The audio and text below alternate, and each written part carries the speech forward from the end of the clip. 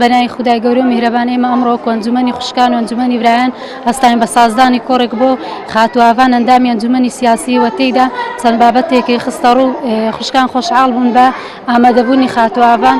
بسم الله الرحمن الرحیم. ئێمە ئەنجومەنی خەلیفانی کۆمەڵی ئیسلامی کوردستان بە بۆنەی هاتنی مانگی ڕەمەزانی پیرۆز بە لە بەرچاوگرتنی قەیرانی دارایی هەستان بە دابینکردنی لە زیاتر 106 خەڵات بەسەر 106 ئافرەتی سنووری ئەنجومەنی خەلیفان وەکو خەڵات پێمان بەخشن.